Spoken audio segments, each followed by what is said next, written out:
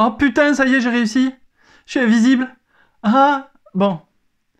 Évidemment, je vais vous parler de L'Homme Invisible. C'est les deux tomes qui sont derrière moi, là, que je vous montre avec ma petite mimine. Et ben ouais, on va parler de ces deux tomes édités chez Glénat, en partenariat avec Le Monde, dans la collection Les grands classiques de la littérature en bande dessinée. Et L'Homme Invisible, c'était écrit par Herbert George Wells. Allez, on se retrouve après le générique. Enfin, si j'arrive à redevenir visible.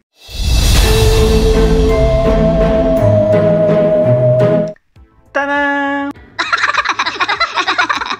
Ça y est, je suis redevenu visible. Tu dois te demander, toi qui es assis au fond, là dans ton petit canapé, en train de siroter ta petite verveine, ça parle de quoi L'Homme Invisible? T'inquiète pas, je vais tout te raconter.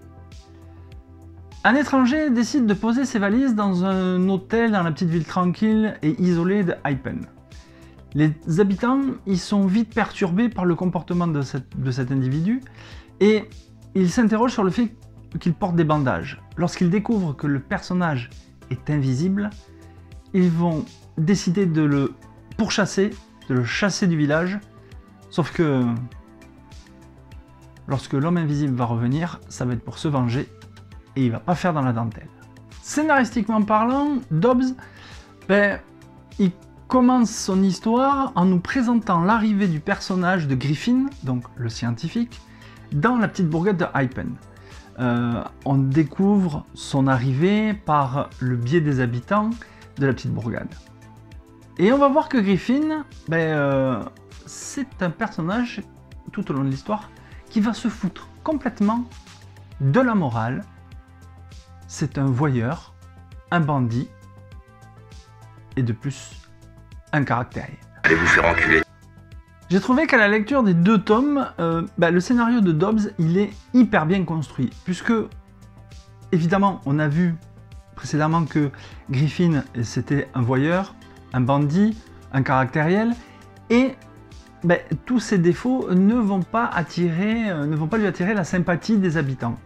Ils vont devenir méfiants, ils vont le suspecter, et on assiste au fil de la lecture des deux tomes, le basculement de Griffin vers son côté sombre, vers le côté obscur, comme on dit, et on va voir petit à petit que tout au long de l'histoire, sa personnalité, sa psyché va sombrer dans la folie, et pour ne finalement plus jamais en sortir.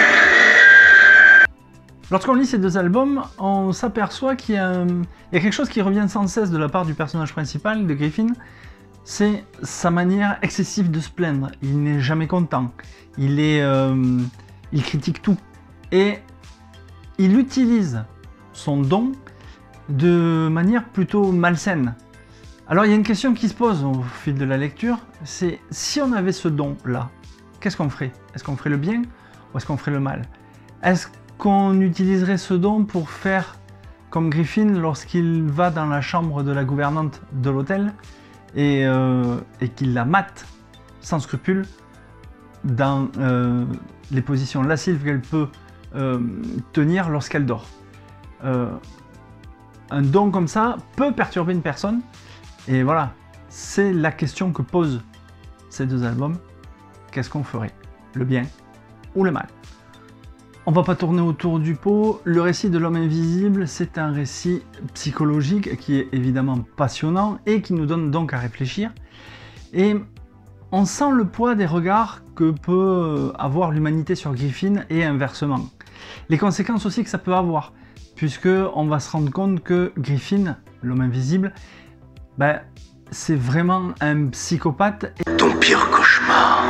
Et il se complaît à rester dans l'univers de la violence, l'univers du voyeurisme, et tout ça parce qu'il se sent, on va dire, rejeté.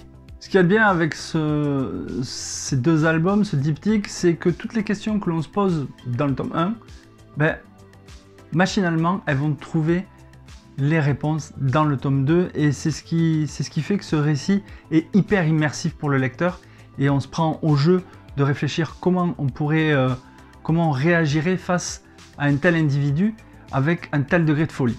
Concernant les dessins, alors je ne connaissais pas Chris Regnault, mais j'ai trouvé que la couverture était vraiment alléchante, et déjà bon, rien que le titre, moi ça m'a emballé.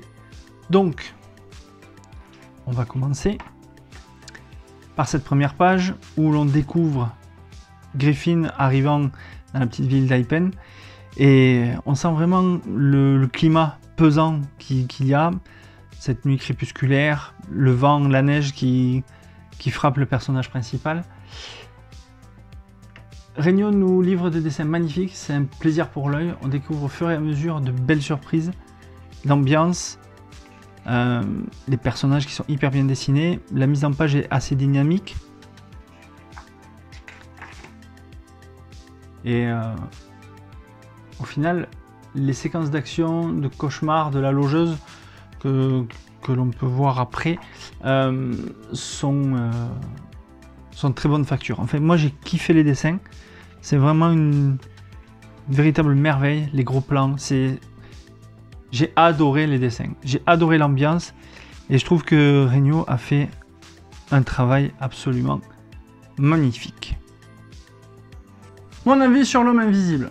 Bon, j'ai trouvé que c'était un excellent diptyque qui nous fait décrocher de notre propre réalité, de notre propre quotidien, et il nous fait nous interroger aussi sur ce que l'on pourrait faire si on possédait le don d'invisibilité.